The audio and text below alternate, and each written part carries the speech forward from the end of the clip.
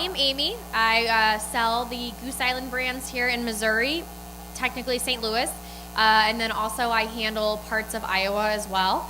And I am the evil person that also does the allocations for Iowa, Nebraska, Missouri, and Kansas. So sorry if everybody's not happy about that and what we're getting, but it is getting much better and we're seeing a lot of it.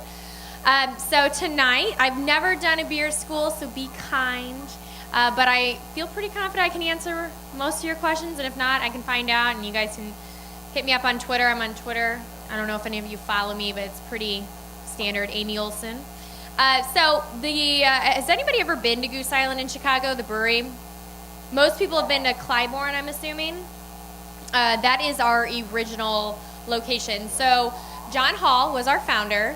Fantastic guy. I mean, he's got that very unique Goose Island, Chicago specifically accent, and he's actually from originally in Iowa, so whenever you hear him, it's like, come on, come on. So he's got a very Iowan, almost Minnesota accent, and it's funny. But he was originally in the packaging industry, and he flew quite a bit back and forth from Europe to Chicago and many different parts, even in Belgium, and he thought, there is so much craft beer going on. Why isn't there anything like that specifically in the Midwest? So he actually quit his job, and with 2 years into it, he decided that he was going to build this brewery. So his first location was actually at Clybourne, and a lot of people, that's the original location. That's where everybody goes. That's where the best food is. It's actually very, very good. And it's right next to that Best Buy that gets super, super crazy on Black Friday. So if you ever get an opportunity, I highly, highly, highly recommend going there. It's just a really cool experience, and they did a whole new renovation.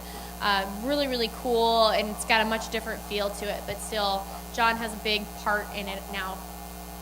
So he opened that up, and very quickly he expanded. By 1995, we built our bottling plant and major brewery that will hopefully soon in 2015 actually start doing tours for, and that's on Fulton Street. It's really not that pretty, but it's your typical brewery.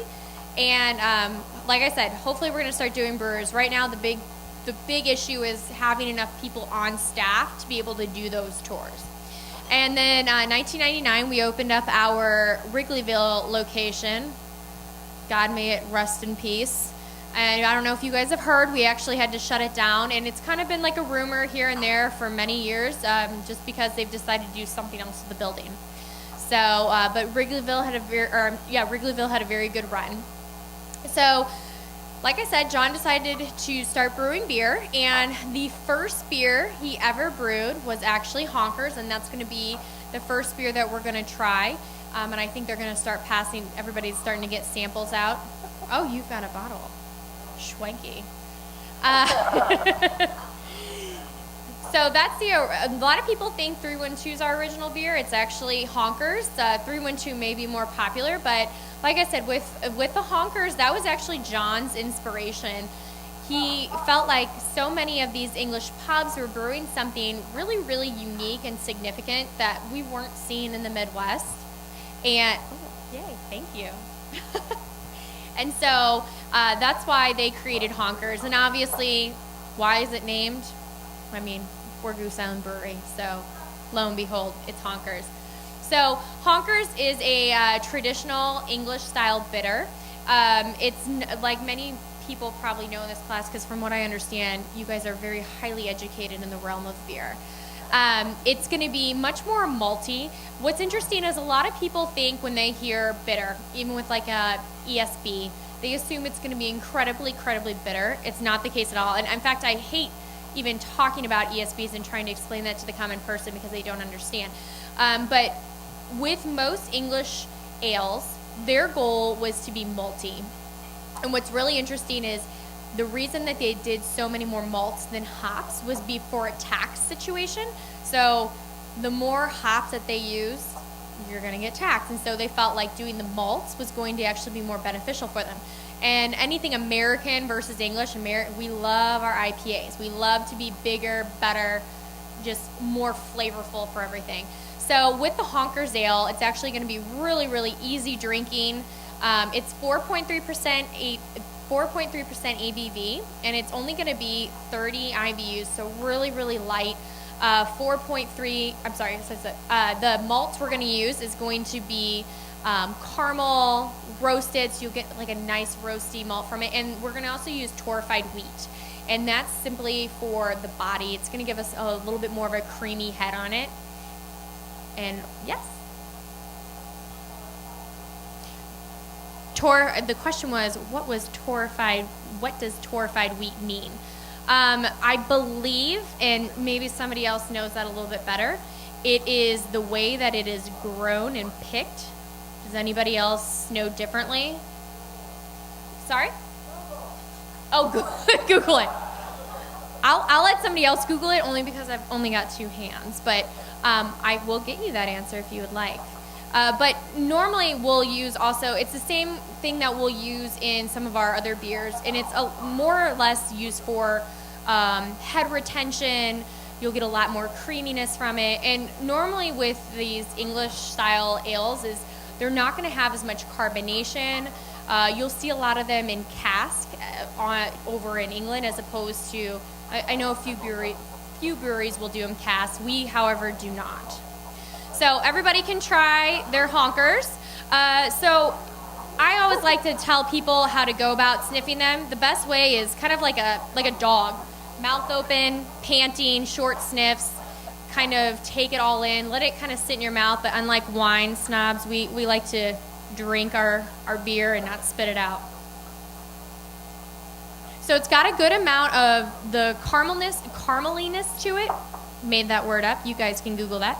And because we're gonna use those English hops, it's gonna be very herbal, a little bit of a spicy note to it, and it's really, really easy to drink. It's nothing gonna be crazy. This is something you can have a few of and be okay to drive.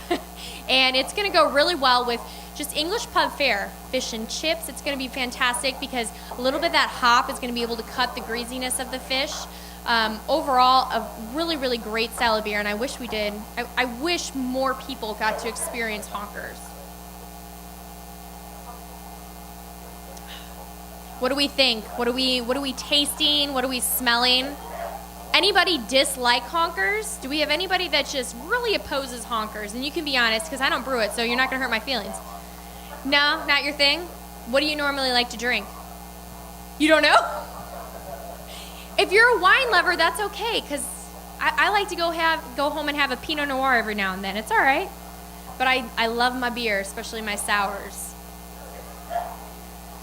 Anybody smell anything different or unique about Honkers? How many have had Honkers before? Awesome. So for those that have never had Honkers, do we like it? Yeah? Pretty easy to drink? Okay, good. All right, good. So, like I said, Honkers was the first one, but one of the beers we're really focusing in 2015 is going to be IPA. I mean, we've all kind of seen the boom of the IPA, and originally it was in East Kent, and they were brewing pale ales, and in order to go along the trade route, we had to do something that was going to have a little bit more consistency, that's going to be able to withhold the route. And so they realized, hey, if we just add more hops, this beer is going to be able to hold up by the time it gets to destination. So in came the IPA. What's really unique about IPA versus I think a lot of others is we are not going to make your hop bomb. It's not going to happen. That's not what we're wanting to do. We have the Illinois, the Imperial IPA that'll do that, but even then, it's nothing like you're going to get from Green Flash or Stone. It's not going to happen. For the IPA, we actually use a combination of both American and English hops. So you're going to have your Cascade, you're going to have your Centennial. We also use Pilgrim. And it's going to be really, really easy to drink. It is 5.8, 5.9% ABV. And the IBUs are actually going to be around 50. And what's interesting, I always think, so before I worked for Goose Island, I was a huge advocate of, I loved the Red Hook Long Hammer. I felt like it was a really in-your-face IPA, and I know that's probably not saying much, but granted, I had just gotten into the craft beer industry, so for me, that was in your face. And that actually had less IBUs than Goose Island, or the IPA, but because we use malts to kind of level that out, it's a lot more drinkable, much more approachable. And so I really, really love our IPA. I think it's really a great sipping beer, and a lot of people don't know, 2010 we won the gold medal at the GABF, and we're actually 6-time medal winners at GABF. So it's a pretty big deal. Has everybody had the Goose IPA before? Yes, few. And for those float trippers, because I know we're in the Midwest, we're gonna do cans. We're doing the 12 ounces. I think we're doing, Jason, are we doing 16 ounces already as well, Grey Eagle? Okay, so March in the county we'll have the 16 ounces as well. Jason's with our local distributor. Say hi, Jason. So if you guys have any questions, you can ask him about distribution. Yes. That would actually be a wholesaler question, not for me. I don't know how many of you, one thing I'm really good at is logistics, sales, distribution. So in Cry's area, which is our St. Peter's, O'Fallon, St. Charles area, that's one wholesaler. Then we have our county wholesaler, Grey Eagle. That's where Jason works. They handle Washington, Missouri, and the majority of St. Louis, all of St. Louis County. And then as soon as you hit city limits, you get to Lore. I want to say they're only 5 to 8 mile radius, so it's not a lot of wiggle room. Each wholesaler, they're an individual business, so they choose to bring in what they would like. However, we are working with them to kind of bring in these other SKUs. The other difference is Grey Eagle, primarily off-premise. So a lot of their sales are going to come from Schnucks Deerbergs, where Lore Distributing is going to be more of your bars, your ITAPs, your Llewellyns, and those types of places. So it's a little bit different. You can only push them so much, and you just hope that they bring in the other products. But good question. Yes, sir. I don't know if we will. I mean, so, Endless IPA, while it's really, really good, for me, it had a very minty quality. I thought the Rambler, did anybody try the Rambler? I like IPAs. I probably don't appreciate them as much as an IPA lover does, but I thought the Rambler, which was a red IPA, freaking killer. And I don't know how many of you guys have known this, but we've now gotten to more of a rotational IPA as opposed to our seasonals. That is, however, changing in 2015. But so this year, from December to March, you'll be able to get Endless IPA. And then from there, it went to, 10 Hills. Then it went into Endless IPA from like March to around June-ish, June, July. And then it went to Rambler. And I mean, Rambler was killer. It just had a lot of citrus notes to it. And I just thought it was a great IPA. So if you can find any, I don't know, Jason, do you guys have any out left in the county at any of the stores? No. 10 Hills is good too. I'm not saying anything about 10 Hills, but the Rambler was really, really good. So what do we think of the Goose Standard IPA? Do we like it? What are you smelling out of it? What are you getting out of it? Lemon? Yeah, I do too, actually. And I get a lot of that grapefruit.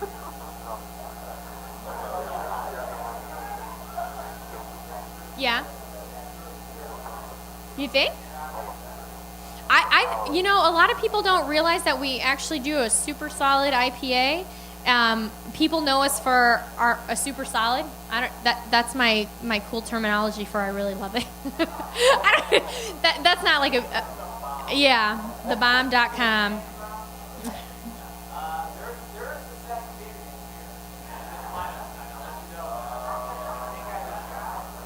Are you talking about muddy?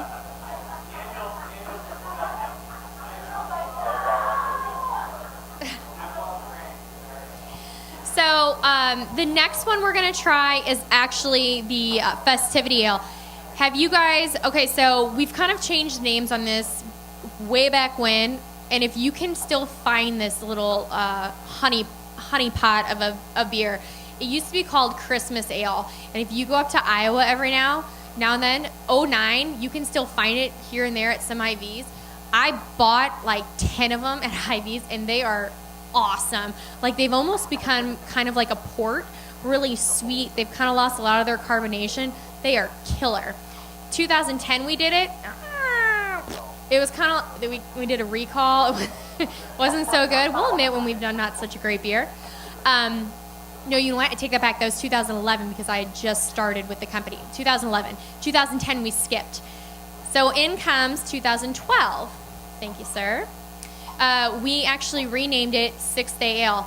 And I will admit, at the time, I thought, what a stupid name. I don't get it. But then somebody started singing the 12 Days of Christmas, and apparently 6 geese a laying on the 6th day. So we named it 6th Day, which was 2012's. And then now we are fast forwarded, and it is now Festivity Ale. So what is unique about this beer is it's always a brown ale. And every year we kind of mix it up with different malts and different hops. The idea behind it is we want to keep it fresh, we want to keep something new, and then part of the proceeds of every beer bought actually goes back to a Chicago charity. So this year is the Chicago Food Depository. Kind of sounds weird, right? I always thought, I'm not even going to say what I thought a depository was, but it's what I'm thinking. Okay, good. Just what I thought. Yeah, okay. Because I emailed them. I was like, I just want to confirm on what the charity is this year, because they try and switch it up every year. I'm like, oh, that's an interesting word, but okay. So this year, actually, we used a little bit of a candied sugar with it, and then we did the Munich malts and the caramel malts with it, and then we did Pilgrim hops and also Styrian hops. So last year's was a lot hoppier, so this is my first go-around at the Festivity Ale this year. So you guys will have to tell me what you think as well on it. A lot more caramel than in the years past. Yeah? Is this one of those beers with a surprisingly high ABV? Yeah, it is going to be about 7.7. Caught that, didn't you, in the nose? 7.7 ABV. And we're actually going to be around 50 IBUs, but we're using such multi-flavored, multi-malts. I don't know if you can really say that, but it kind of balances out that hop. You don't have it as much. Like I said, it was a lot more prevalent in the years past. Still good amount of hop, but not as much as in years. Yeah, it's really good. The caramel one really sticks out in my mind. Do we like Festivity? And you can buy this one at the Schnucks in Deerberg's, and it has no? Yeah, I saw it at Deerberg's Marketplace.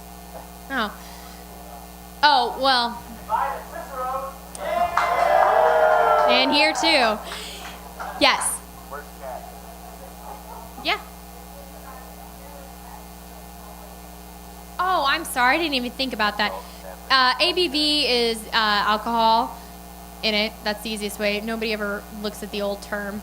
And then IBUs, International Bitterness Units. So and let me know if you guys have any other questions. I don't even think that. I just run through it and just assume. So you know what happens when you assume, make an ass out of you and me. Sorry. They do. But I'm assuming nobody here is from Europe. Maybe long descent. Oh, damn it. The guy that gets all the homework. Where are you from? Bulgaria. I'll be honest, I don't think I've ever had a beer from there.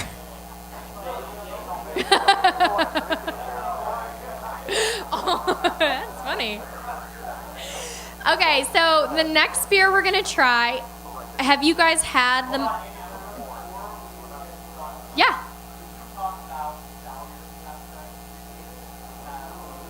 I'm drinking one. Yeah. Absolutely. So you guys have the Juliet, Lolita, and Halia, right? Is that what you said? Yeah. Okay. But no, they're for sale and they're fantastic. Okay. you're gonna have to go with me on this one. It's kind of like Bourbon County. You know how we're known for our Bourbon County? Well, I love sours, and Juliet's amazing. Okay, so the first one they have is Juliet. That is what I'm currently drinking. My favorite beer of all times. And when somebody sits there and says they can't drink a sour all night, yeah, refer them to this girl because I can. It is a wild ale, and we're going to actually use age it in Cabernet barrels, very neutral, so you're not really getting a ton of that oakiness out of it, and you're going to age it with blackberries. And funny story, I was at Goose Island, and they decided, hey, we're going to have you brew today. Sweet, okay. And at first what they had me do is they're like, you're going to brew Bourbon County. I'm like, this is why I'm here. Okay, except for what they really meant is I was actually filling the barrels. And when I went to pull the mechanism out, I sprayed the brewer with probably about a case of Bourbon County. So like, you're moving on because you can't do this job. So they said, you're gonna taste Juliet and Lolita. Even better. My favorite. Well, what they actually meant is I was going to basically straddle the barrels and pipette out samples to make sure that they were ready. So that I didn't really get to taste anything, which was a real bummer. But I am living proof that literally when you pipe it out, there are a lot of blackberry and raspberries that come out of them. Yes. I don't. That's why I called it a pipette. A wine thief. Oh, Thive, right? Eve. Beef. Okay. All right. Thank you. So that is Juliet. And Juliet kind of hovers around 7 to 9% ABV. The one tonight they're selling is a 2012. Lolita, is it this year or is it 2013 or is it? Oh.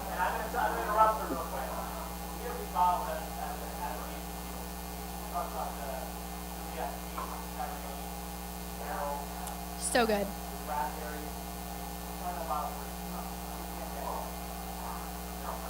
That is a really, really great deal because when you go to the grocery stores, it's normally like $24. So that's a huge deal. Yes.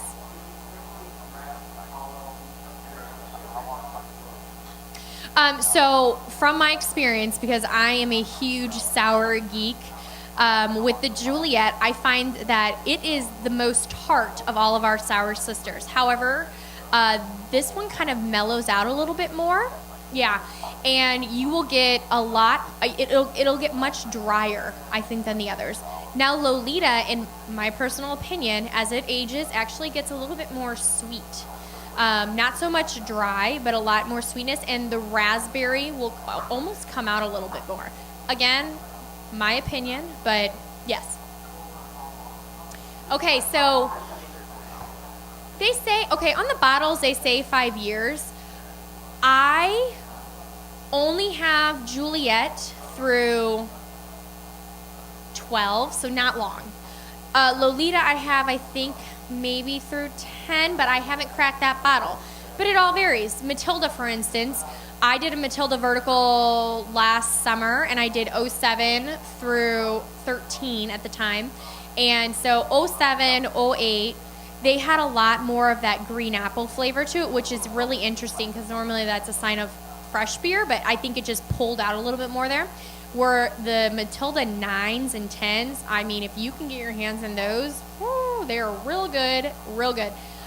So, you know, I think it's all a matter of opinion. I think at some point you stop aging the beer. I mean, that's just me. And I'm personally very greedy. When I have a beer, I want to drink it. I went to Belgium in 2012, and we went to this really, really small brewery actually in the right outside the Netherlands. And they gave us each a bottle with the agreement we wouldn't sell it, and it was a 2004. And I came home, my husband goes, what the hell is this? Because it had like cobwebs and dust all over it. And I said, we're going to drink it. I just don't know when.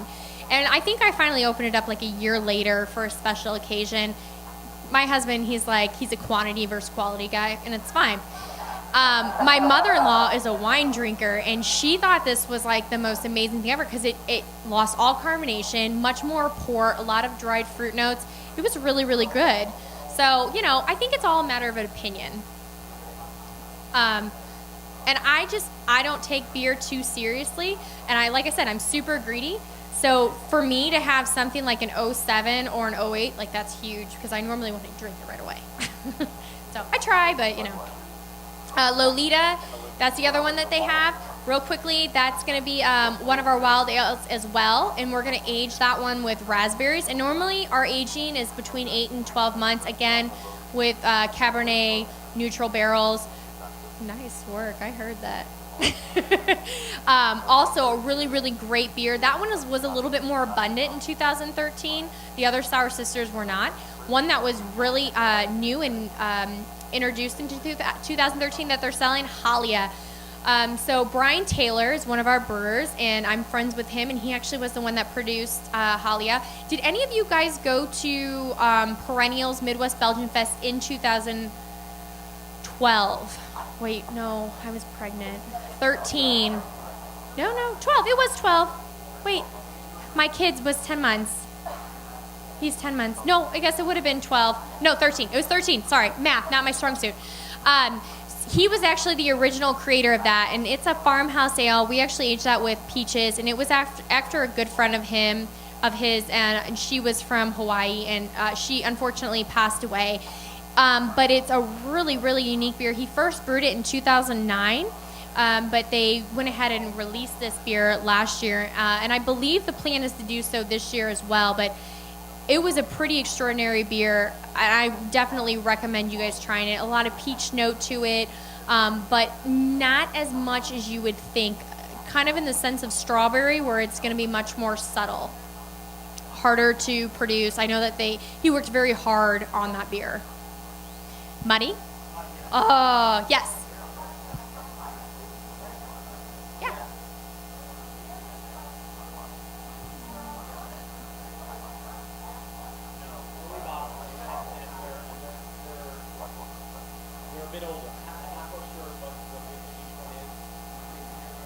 The Juliet for sure is 12.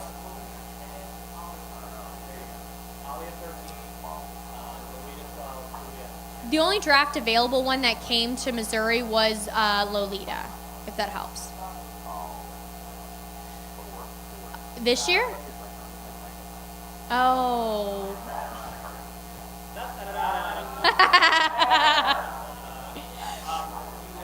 Before we get into Muddy, I want to Yeah. say one thing. You guys have heard me say it last time. I'm going to say it. What do I call this kind of beer? Baby bacon beer. Sexy baby bacon beer. So, Muddy is phenomenal. They've had plans to actually do this for a while, so I'm super excited that finally happened. Is this their first time trying Muddy? Yes, good. And you know what? It was kind of like an under the radar beer because not a lot of people, you tell to people about it, they're like, never even heard of that. It was part of our Imperial series. So we did the Illinois earlier in the spring. Then we did the Ogden, which was our Tripel, and then now this one. And it's definitely more of a winter warmer. They wanted to do something that wasn't going to be Bourbon County. So you're going to taste this and don't expect Bourbon County. The only thing that really they have in common is a couple of the malts, not even many. But more importantly, it's an imperial stout. That's about it. So this one's going to be about 9% alcohol, and it's going to be around 32 IBUs, so fairly low, similar to Bourbon County as well. But this one's going to use the caramel, dark chocolate, midnight wheat, black barley, and black malt. And the hops in this one are completely different from Bourbon County. We do the Mount Hood, the Nugget, and the EKG. So it has more of those bittering hops, but at the same time, you're not going to get a whole lot of bitterness from this beer when you go to taste it. It's just a very malty, delicious beer. And the other thing that we're using in this one that makes it very different is brewer's licorice. Does anybody know what brewer's licorice is? Licorice? No? Yeah, I didn't either until I asked the brewer. So it's actually going to be something that they're going to add that's going to make it a little bit sweeter without adding a whole lot of licorice taste to it. Now, the aroma, however, you will get some licorice nose on it. But for somebody like myself that does not enjoy anise, I actually very, very much enjoy the Muddy. And obviously it's inspired by the blues scene that goes in Chicago.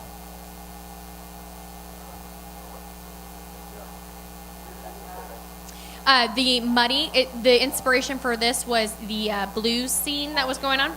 Yeah. Muddy blues. Yes, in the back. So is it actually licorice? No, it's just like, I think it's more of like an additive. It's not in licorice form. The way that they described it to me, it's almost like, so with like cocoa nibs, it's not actually cocoa. It's more of like I don't even know what would you call that word?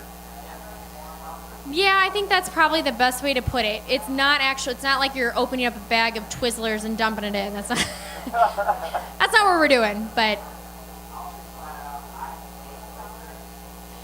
me too. It's horrible, right?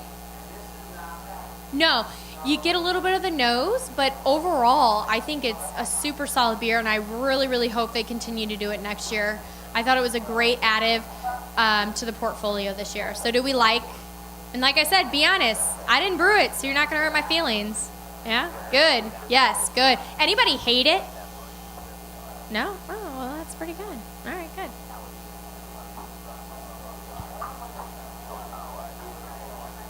No, that's okay.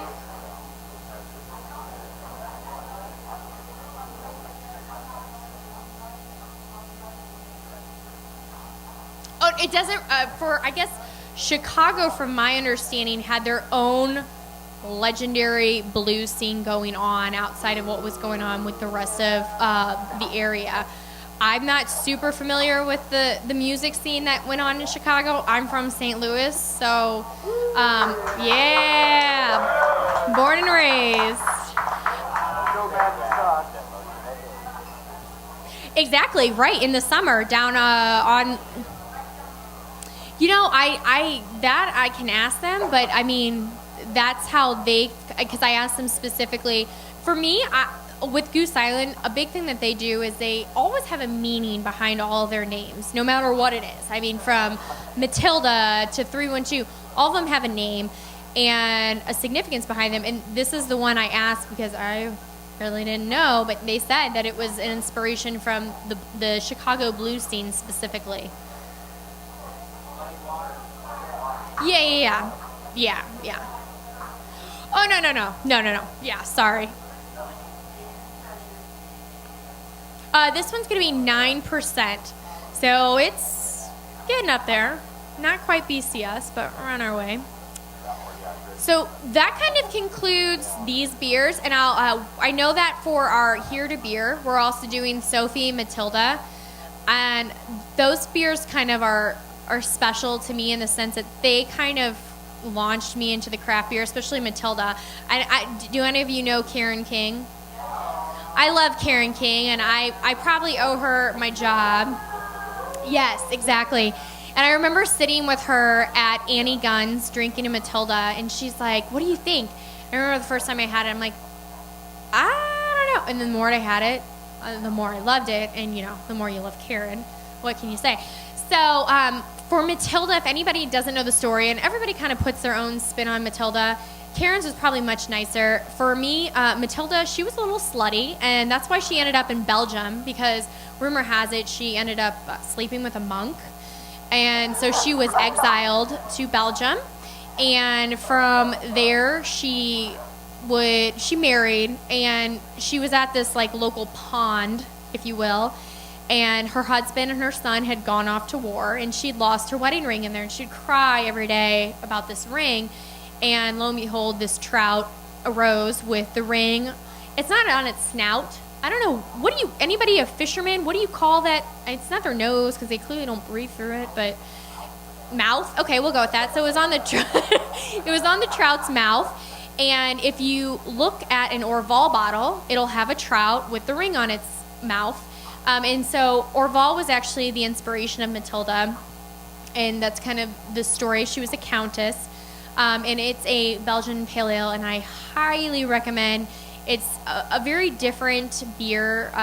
We're going to use Brettanomyces in the secondary fermentation. It's funky. It's amazing. I think the best pairing in the world is either mussels and Matilda or camembert and Matilda. It's so good. And then the other vintage ale we have is Sophie. What's interesting about Sophie is actually named after John's granddaughter. how cool would it be to be 10 years old and they're like, hey, what's your name? Sophie, I got a beer named after me. Awesome. Ego trip. But Sophie is a farmhouse ale, and we take 20% of Sophie, we age it in a Cabernet barrel, and we'll put orange peel in there, some white pepper, pull it out, blend it back in with the unaged 80%, and you get this wonderful, zesty, effervescent beer. And I love mimosas, but when you substitute out champagne for Sophie, you get a Sophie mimosa, and it is good, or a mimofi, as I like to call it. Highly recommend it. Really good. So those are also 2 beers, including the 312 cans and all the Bourbon counties that we're going to have on Friday night at 9 p.m. Going to be awesome. Does anybody have questions regarding Bourbon County? Anything like that? I'm in.